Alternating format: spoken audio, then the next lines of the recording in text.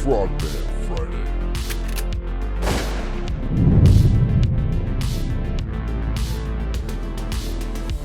Yeah, boy. What's up, folks? It's that time again. Welcome to the Frogman Friday show. Presented by Transcend, the best peptide and hormone therapy. They put your health first so you can live more and worry less. Go to transcendcompany.com/Birdman to begin your wellness transformation today. Today, our badass guest is Riley Tejcek. She currently is serving as a captain in the Marine Corps with 6 years completed. She's a bobsled pilot for Team USA, author of If You Can Dream It, Be It, a pageant winner of Miss Military 2024, and game show winner of Lingo and Family Feud. You can catch Riley on IG and LinkedIn. And to show our Marines some love, go scoop up a copy at Amazon or at Barnes & Noble. Teammate, welcome to the show. Thanks for having me, Ryan. I'm so excited to be your first female guest on. So am I. And you know what? We have special operators on this, but this one I wanted to say, while you're not a special operator, you're super special. You have done so much under 30 years old that most people haven't accomplished in an entire lifetime. And it is when you reached out, I was blown away. I started looking through your stuff. I'm like, my gosh, I need to get my butt in gear. So I want to dig into all of it. So, I mean, we can start from the top and just go into like, why the Marine Corps? What was your call to serve? I love that. So like a lot of people who are actively serving, I didn't really have any military influence in my family. So I grew up in Indiana. There's not really a lot of military bases or anything there. My dad was a professional baseball player. My mom's a successful businesswoman. So it was sports. But what was really cool is my dad was able to tie in military mindset to sport. So I played the sport of softball, which you fail more times than you succeed. And sometimes we struggle with that. And so my dad actually started watching the Navy SEAL Buds videos back in 2010, 2012, something around then. And he would let me stay up late at night watching it with him. Like I could sneak down the stairs past my bedtime and we talk about like, oh, he rang the bell and he gave up and all this kind of stuff. And buddy, this is what it takes to be strong. And so that was my introduction to the military without knowing that was really the seeds that were being planted at a young age for me as a young woman to further go into the military. And it wasn't until I was playing Division I college softball at George Washington University that I met a Marine recruiter. Of course, he's handsome and he's tall and he's fit and all the things, right? And in the uniform, sharp, the best uniform. Best uniform.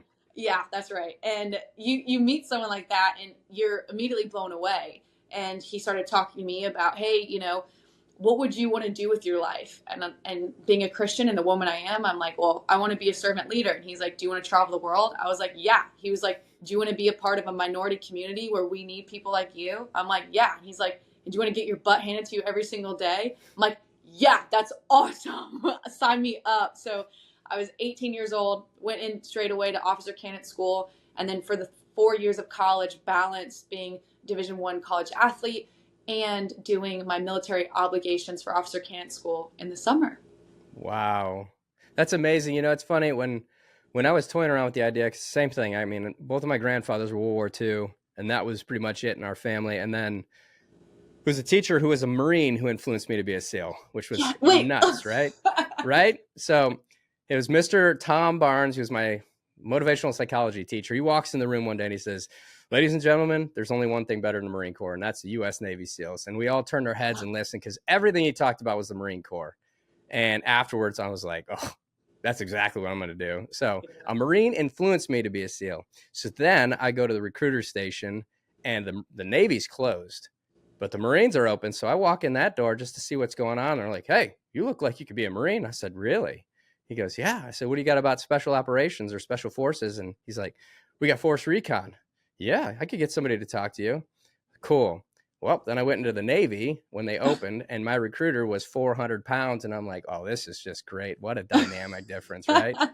But a Marine influenced me to be a SEAL. And, I can totally understand why you joined the Corps, because when people look at the United States military, they look at the Marine Corps as that seal of approval. Like, hey, that's the top. And you do have the best uniforms. You've got the best culture. You're the strongest. I mean, you do a lot of amazing things. And Yeah, you've got a name for yourself. So I'm super stoked that you did that and you are still doing that. That's awesome because we need good people like you in the military. That's awesome.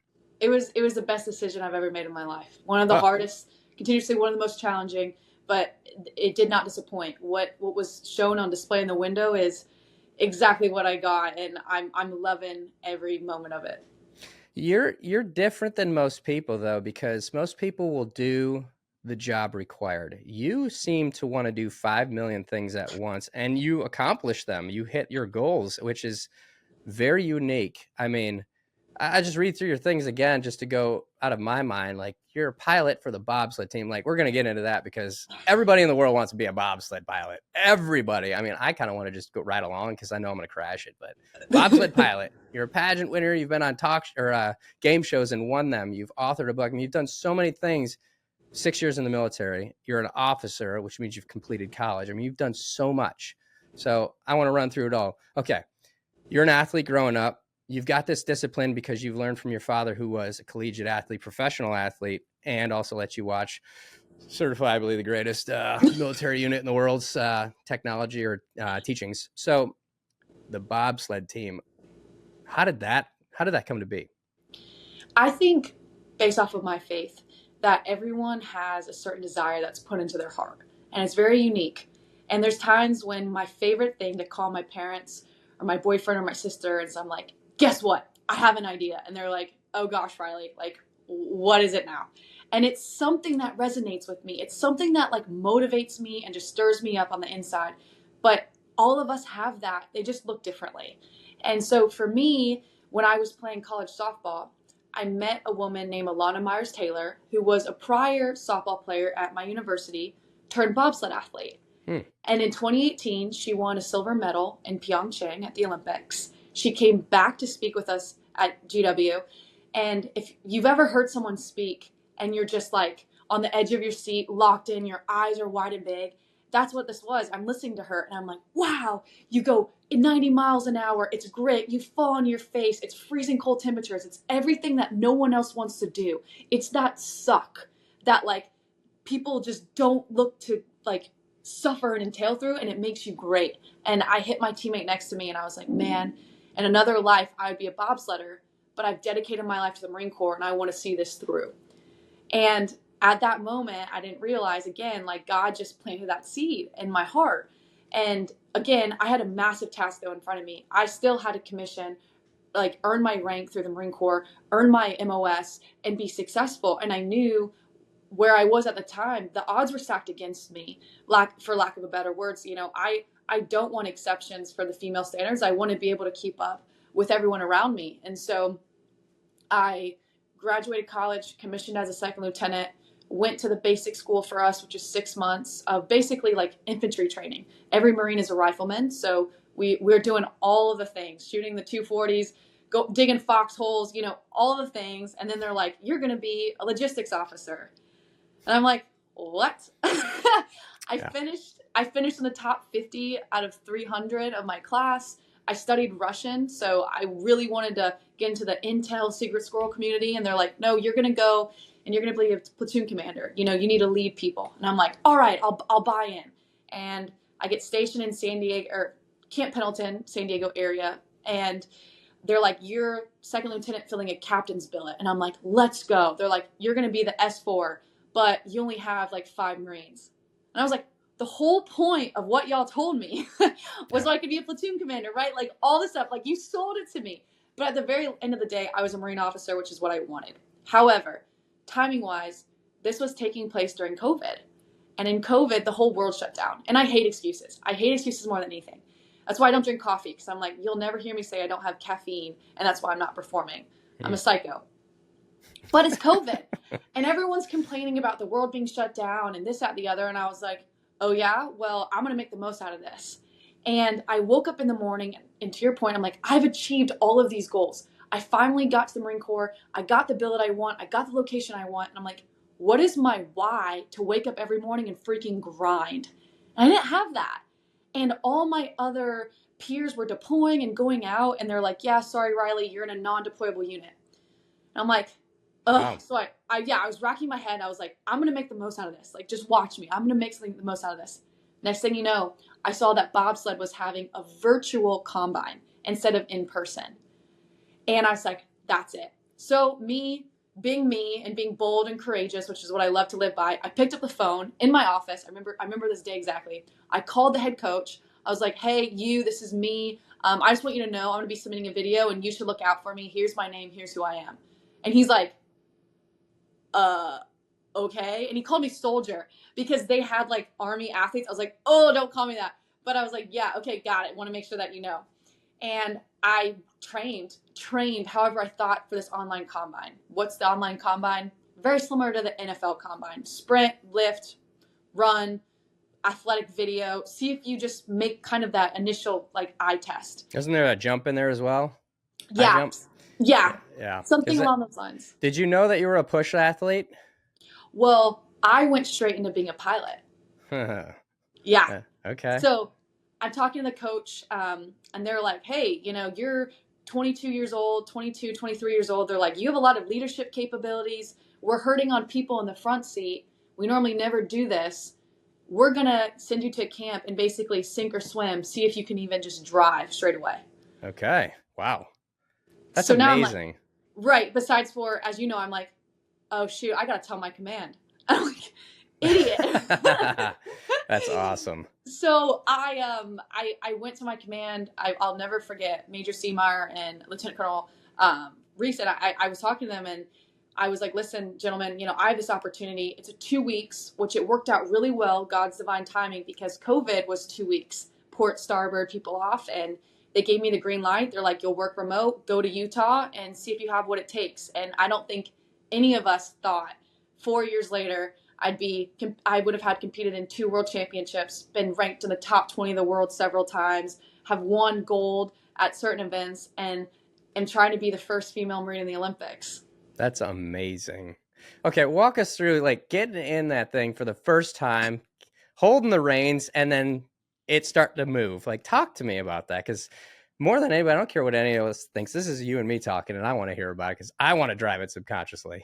Oh, I don't blame you. It's the best thing ever, the biggest thrill. So I want you to picture this, and this is you can relate to this in the military.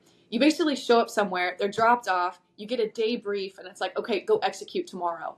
And you're like, but I don't know what I'm doing. So I show up to Park City, Utah. We go up to the top of the mountain, and it's over a mile-long ice track. There's 15 corners, and they're like, okay, yep, you're going to drive, you're going to do this, you're going to do that. And they're walking us through, and you see like a 10-foot wall. And you're like, wait, I'm going to be up there at 80, 90 miles an hour at this speed, and I don't know what I'm doing. And oh, by the way, I study cool runnings as much as possible, and you said that's garbage. So what am I supposed to do? And I volunteered to go first. Shocker. I'm with all these boys, like some football guys. It's guys and girls mix, and they're like, all right, who's going? I'm like, me. And Amazing. I get in, and it's this adrenaline. My heart is pounding like it never has before. And I finish, and I am like the woohoo girl. I'm like, yeah, woo, let's go. Like, I finished. I was like, let's go again. That was awesome. Where some people came down, looked like deer in the headlights, and they're like, I never want to experience that again. Yeah. Like grown men that are like, that was disgusting. Because you feel up to 5 G's of pressure.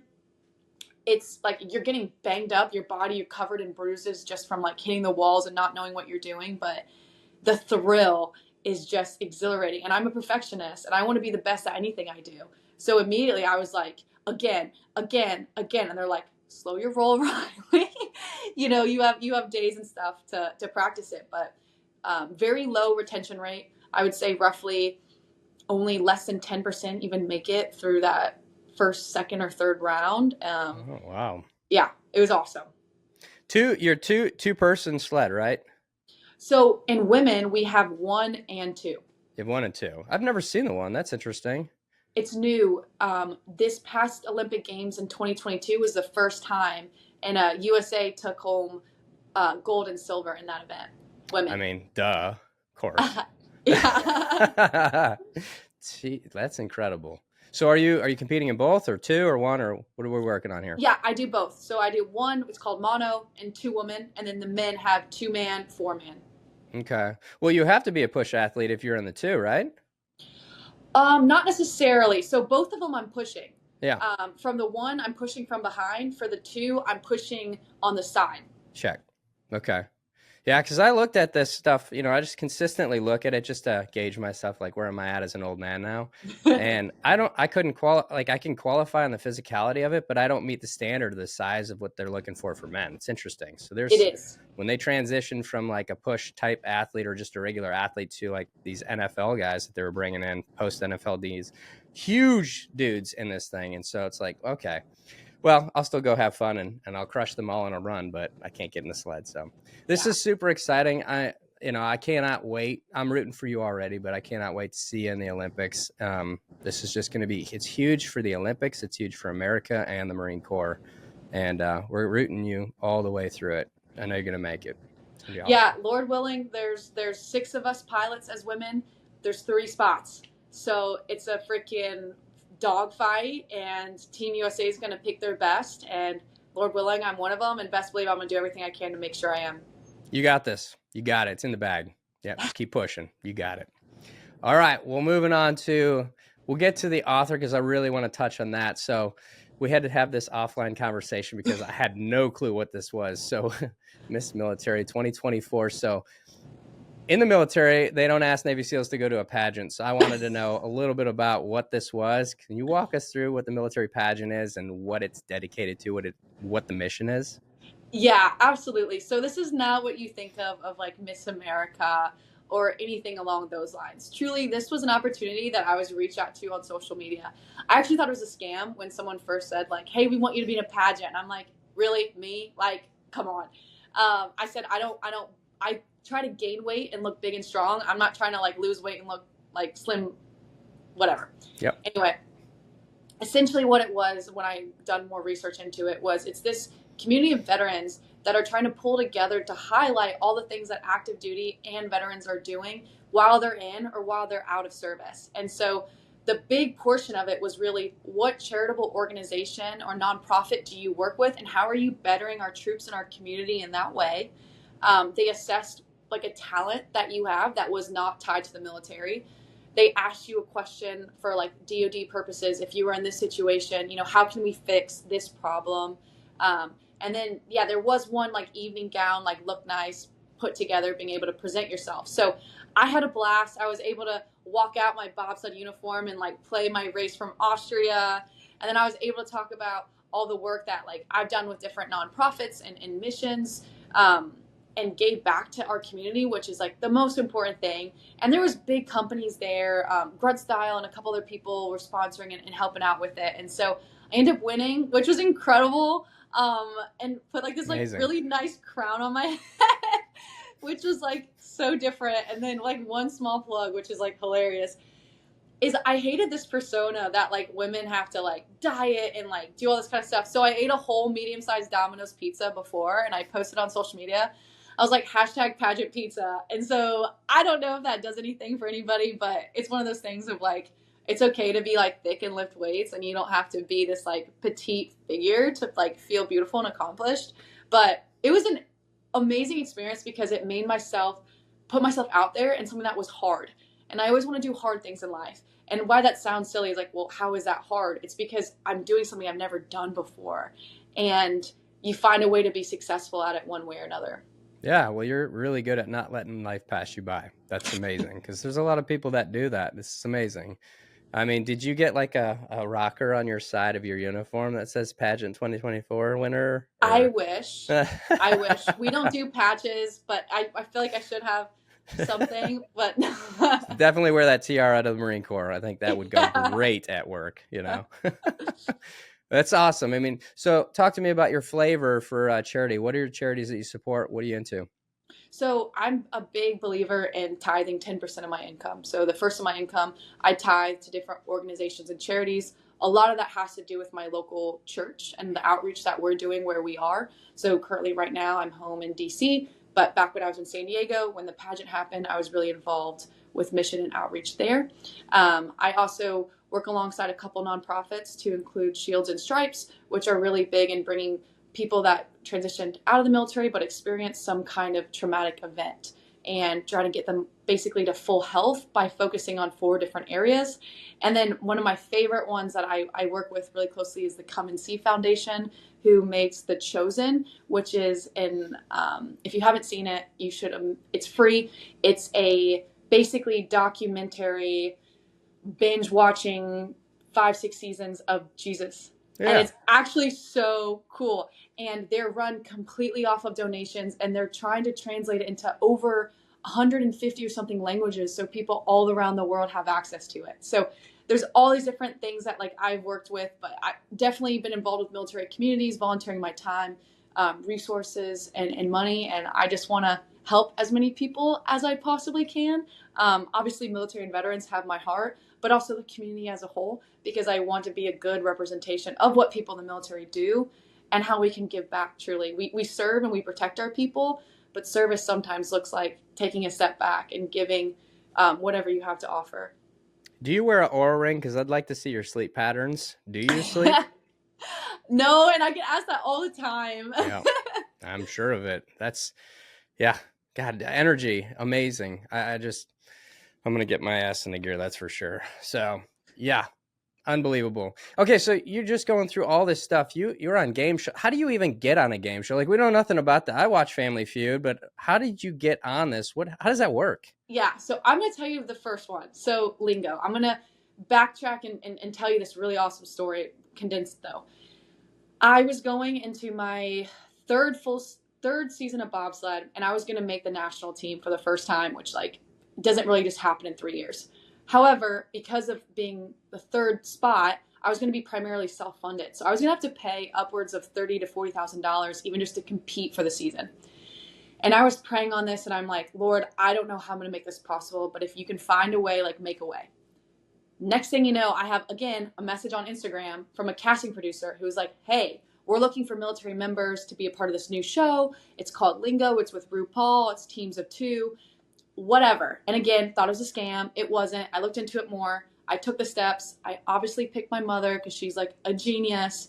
And we kind of like look alike. We're a little like fun, like duo. And next thing you know, we get through round after round after round. They fly us out. It was filmed in the UK in Manchester because I guess RuPaul was doing a show over there. But it was 100% a US show on CBS. And it's all about words. If you ever played Wordle, it's very similar to Wordle, besides for you get the first letter. It's 5 and 6 letters, and it like changes really fast. Anyways, all this to say, we show up, and we like did terrible in the practice round. We're like, oh no, this is going to be so bad.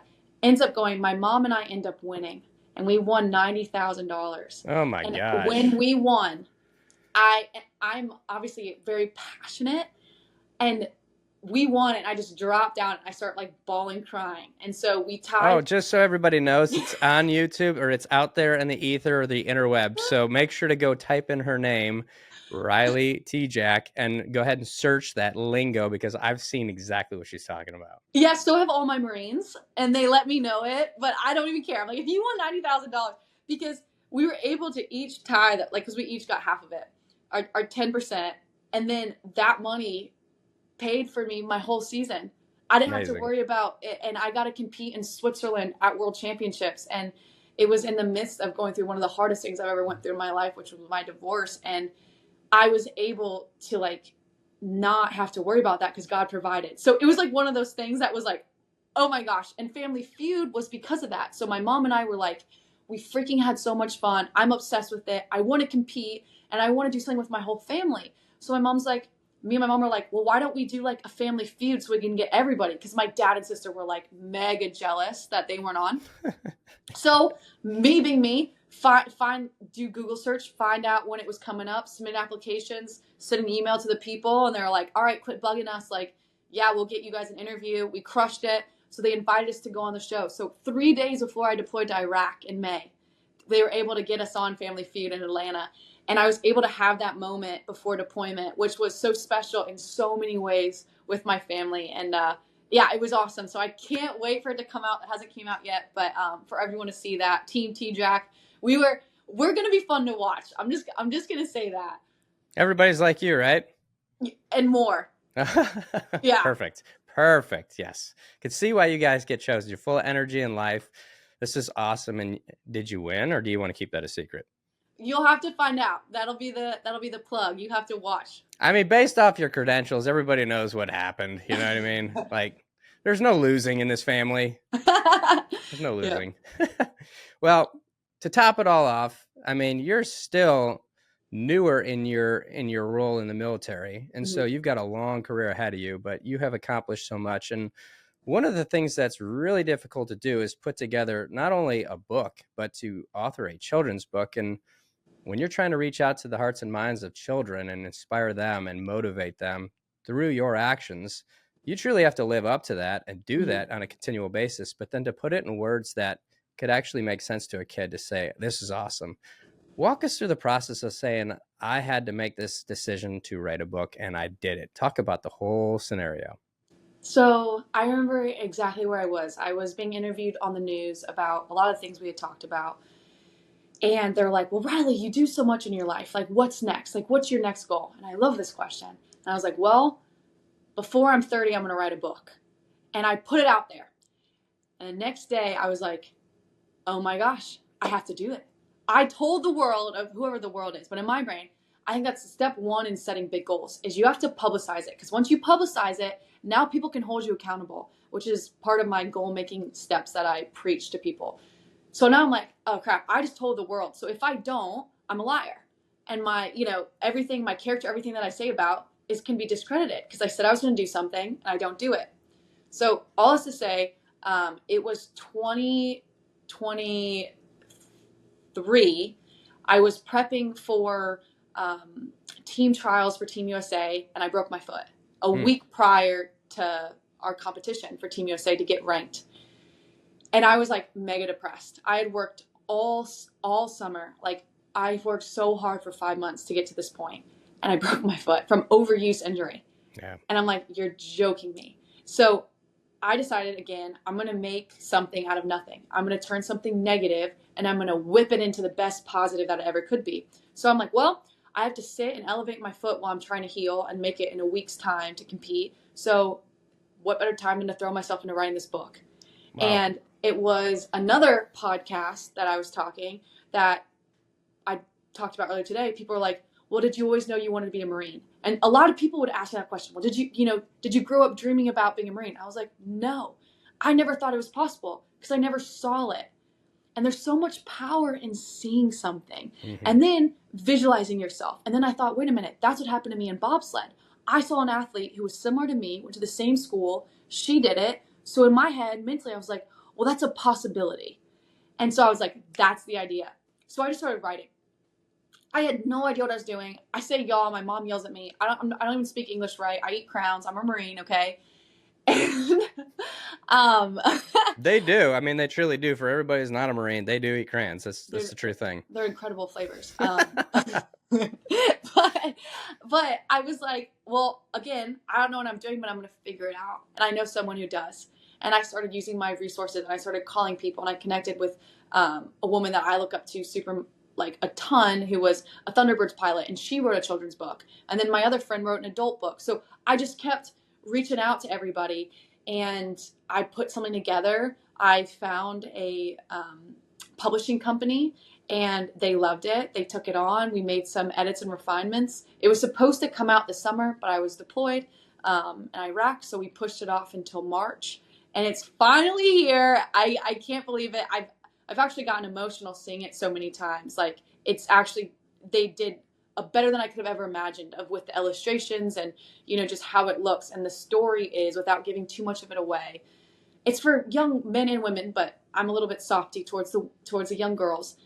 It's that side of a young girl who can see someone, a true story, who's a female Marine, a professional athlete, an author, a pageant winner, and has done all these. And if they can see that it's possible and they can dream it, they truly can become it and be it in their lives. And so I wanted to touch the lives of those young girls that were young Rileys that maybe thought about the military or never thought about it, but now they saw it and they're like, hey, I could do that. And at the very least, you don't have to do the same things that I did, but have that spirit. And I talk about Joshua 1:9.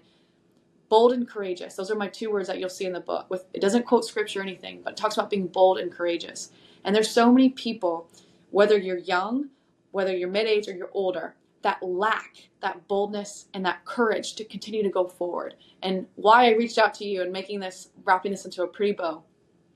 We've had people that are the 1% of the 1% that decide to serve our military, that then decide to serve our special forces and do the most amazing things. And they're bold and they're courageous in that. But then when they're taken out of their comfort zone of the military, they lose that. They lose that boldness. They lose their courage because it's unknown waters. And I want to just be able to be like, go do it. Don't be afraid to fail. Put yourself out there. Ask someone for help. And I think the story, not only in my vision, is inspiring the young kids that are reading it, but it's inspiring the parents that are reading it alongside them of being like, you know what? It's never too late. I'm never too old. I'm never too young. I have a desire in my heart. I should be able to pursue it. Failing is a part of the process to bring me to where I am. And my favorite thing that I say, people, and then I'll stop because I get so passionate about this, is I have failed more times than I've succeeded. I'm 28 years old, and I could go through a laundry list of how many times people told me no or anything. But like you, I reached out to you and I said, hey, I want to be on your podcast. Here's who I am. You could have said, no thanks. I was like, all right, well then I'm going to pivot. That's my word. I'm going to pivot and I'm going to find something else.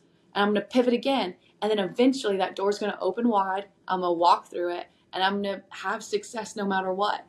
But if anything, I can hold my head high. I can sleep on the pillow because as a person, I never lied to myself. I committed to myself. I said I was going to do something and I did it. And at the end of the day, I think that's what people are missing. Find that desire, find that passion, tell it to people you love and care about, reach out to other people so you don't reinvent the wheel, and freaking take action and see what's going to happen from there. Whoa, you should add public speaking to your list, girl. Let me tell you this.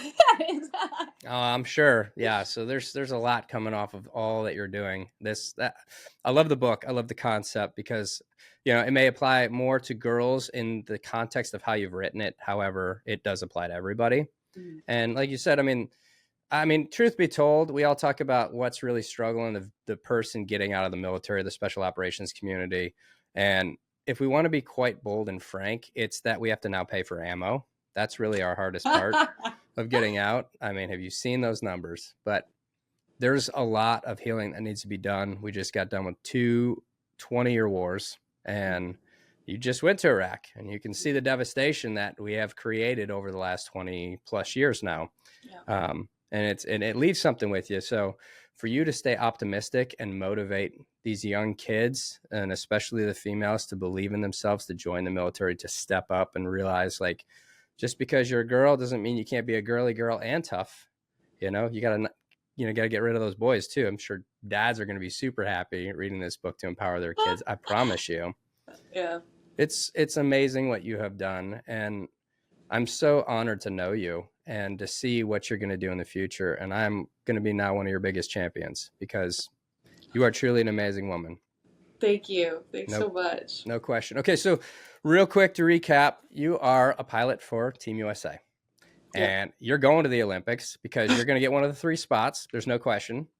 And when does this debut? What year? What location? Where are we watching you? Yep. So the next Olympic Games are just under 1 year away now. They're going to take place in February in 2026 in Milan, Italy, which is going to be, can you think of a better place? That's rough. That's pretty rough. I don't know. I'd probably bypass that one. So I actually am going to round 1 of Olympic team trials in March. Round 2 is going to be in the fall, October, November area. So we take both team trials and combine it into one overall event for how people rank. And then we'll still have our regular season, November to January, and then games execution is in February. So it's going to be big. You're going to see a whole lot of stuff coming up for winter athletes, starting in the fall and everything like that. What I can tell you and you guys the most is there are athletes very similar to military members that have dedicated their lives to this moment, and we call them quads, right? We compete every single year. People just don't really pay attention up until it is the games. But right. There are people who, similar to me, have been training this for years of their life, who have dedicated everything they have. And to compete for Team USA truly is harder, in my opinion, than making the Olympics. Team USA is the best in everything that we do, which is why every year we have the most medal counts per country, right? Like, it's expected that you bring home a medal, but it's expected that you have the best put out there. And so what I will say is, you know, God's grace and everything I'm going to do, best believe you're going to see me. But if you don't, then that means that those 3 people, I want you to be cheering for them just as hard as you'd be cheering for me, because they beat me. And if you beat me, I want to shake your hand and be like, then go freaking beat everybody else. Yeah. If I can't be there, if not me, then who? Well, then it best be freaking you, and you better do your job. So what I will say is, yes, I want to be the first female in Olympic athlete for the Marine Corps. However, if that cannot happen, then there will be more. The story, I hope, will then touch other people, and there will never be I'm the first, because there's only going to be a multitude of people being able to do it from all branches of service. Yeah, that's awesome. Well, you're already part of Team USA. Yes. So this is what an amazing thing. I mean, you're like Captain America, really. I don't know what the female version is, because I don't know superheroes that well, but there is one for it. But you are that for sure, because you're United States Marine, Team USA. Like, how much more American can you get than that? Like, seriously. America. Yeah. Well, we're rooting for you. We're going to push this out and make sure that everybody sees the cover of your book, and you can all go pre-order it right now on Amazon. It's going to be Barnes & Noble, and I'm certain that's going to be everywhere. New York Times bestseller, Amazon bestseller. And if you have children, go scoop up a copy or 20 of them to help Riley out. And root her for everything from Team USA to continuing to serve our country and keep us free and safe. And I can't wait to see what you do in the next 6 to 10 years of your life. It's going to be out of control. Yeah, I'm really excited. And lastly, just before we plug off here, you know, I mentioned it before. Sometimes you don't know where to start. You have a dream, you have a goal, you don't know where to start.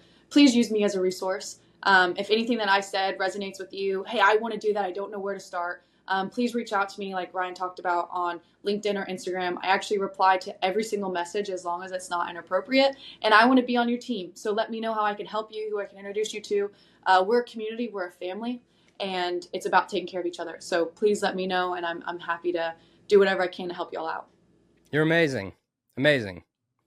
Well, I'm gonna fire one at you real quick to end this on. I ask this to every single person. I want you to tell us a short story quickly of a person that you have seen in your either career now or in your life that has truly affected or changed your life, whether it's a hero that gave their life for this country, or somebody did something noble in war, or something not even related to the military and off the battlefield. Tell us that something, because there's what I call the spark inside of everybody and ignites, and there's a reason for that. There's a drive for that. So who is that person and what did they do? Pat Tillman. Pat Tillman all day long. And I think I can resonate with him in more ways than one. And just quick synopsis of anyone who doesn't know the story of Pat Tillman. Pat Tillman was an NFL player for the Arizona Cardinals, was very successful. And in the height of the war, he actually decided to put his athletic career on hold and end up deploying. He went into the Army. He deployed out to the Middle East. Unfortunately, he ended up dying in friendly fire. But it's his story of what he did. It's his story of saying, you know what? I am going to go serve my country. I'm going to give up this comfortable lifestyle that I have, making all this money, doing all this great things, because I love America so much that I'm going to go out there and I'm going to serve and I'm going to do my part for the country. And to be honest, that's why I decided to deploy this past May to November, was despite everything going on, people saying all different types of stuff, how I should be competing. I was like, if my nation calls upon and needs somebody, I'm not going to be told. I'm going to volunteer to go and do my part, because I love this country and I love everything that it has to offer. And there's nothing more than I want to protect the freedoms and play my part in that. So if you don't know the story of Pat Tillman, please reach out and do some research on him. He's a freaking incredible man and honestly a hero of mine, and someone I hope to make proud if I get to meet him in heaven someday. There you go. You will. And big shout out to the Pat Tillman Foundation for sure. They're doing amazing things over there. Riley, you're amazing. God bless you on your journey. I know that God is already blessing you and will continue to do that, and we're all rooting for you. Frogman Friday.